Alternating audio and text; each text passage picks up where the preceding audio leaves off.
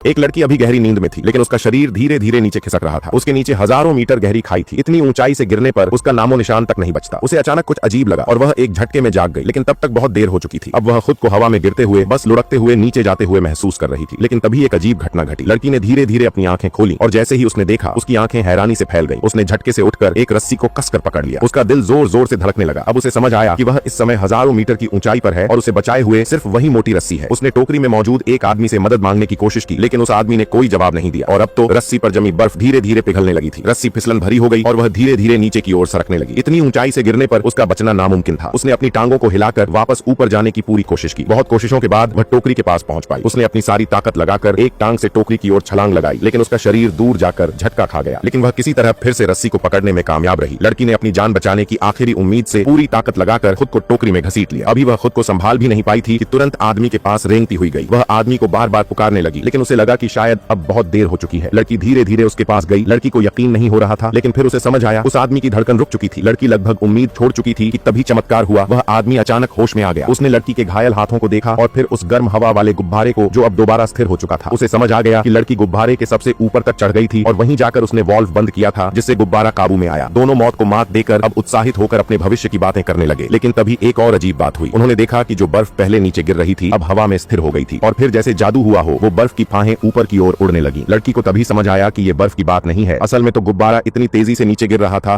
कि गिरती हुई बर्फ को भी पीछे छोड़ चुका था। अगर यही रफ्तार रही तो वो दोनों निश्चित रूप से गिरकर मर जाएंगे। लड़की ने चिल्लाकर आदमी से कहा कि वह हर भारी चीज बाहर फेंक दे। उन्होंने रेत की बोरियां, बचाव की रस्सियां, जो भी था सब फेंक दिया, चाहे वो कितना भी जरूरी क्यों ना हो। यहाँ तक कि उन्होंने अपने भारी कपड़े भी बाहर फेंक दिए। लेकिन गुब्बारे की गिरने की रफ्तार और भी तेज हो गई। टोकरी में अब कुछ भी नहीं बचा था। अब मौत बस एक पल की दूरी पर थी। आदमी ने लड़की से कहा कि वह लोहे के घेरे पर चढ़ जाए और खुद भी एक चाकू लेकर ऊपर चढ़ा। वह अब टोकरी को ही काट कर गिराना चाहता था ताकि भार कम हो सके। उसने तेजी से एक एक रस्सी काटनी शुरू की। एक एक कर रस्सियां कटती गई। आखिर में बस 2 रस्सियां बची। जैसे जैसे जमीन करीब आती गई, आदमी की घबराहट भी बढ़ती गई। लेकिन तभी संतुलन बिगड़ गया और दोनों लगभग गिर ही पड़े। लड़की को बिल्कुल उम्मीद नहीं थी कि वह सीधा साधा लड़का, जो दिखने में एकदम शरीफ लगता था, इस नाजुक समय में इतना बहादुर निकलेगा। जब आखिरी रस्सी भी कट गई तो गर्म हवा वाला गुब्बारा धीरे धीरे रुकने लगा। लेकिन लड़की को अंदाजा था कि यह काफी नहीं है। रफ्तार अब भी बहुत तेज थी। इतनी ऊंचाई से गिरने पर बचना नामुमकिन था। तभी उसने लोहे के घेरे के किनारे पर खड़े होकर खुद को बलिदान देने का फैसला किया ताकि वह आदमी बच सके। वह आदमी लड़की को रोकने लगा, लेकिन लड़की अपने फैसले पर अड़ी थी। आखिरी पल में लड़के ने गुब्बारे की ओर देखा और अचानक कुछ याद आया। वह बिना समय गंवाए गुब्बारे को पकड़े रखने वाली रस्सी को एक झटके में काट देता है और तभी पूरा गुब्बारा पैराशूट की तरह खुल जाता है और अब वह धीरे धीरे नीचे उतरने लगता है। मौत के इतने करीब जाकर लौटे इन दोनों का दिल बहुत जोर से धड़क रहा था। लेकिन अभी वह जश्न भी नहीं मना पाए थे कि एक और मुसीबत आ गई। मगर इस बार वे दोनों डरते नहीं थे। उन्होंने एक दूसरे का हाथ थामा और हिम्मत से जंगल की ओर कूद पड़े। कितनी देर बीती ये पता नहीं, लेकिन जब होश आया तो वे दोनों एक दूसरे की ओर लंगड़ाते हुए दौड़े और फिर एक दूसरे को सहारा देकर एक ही दिशा में आगे बढ़ गए।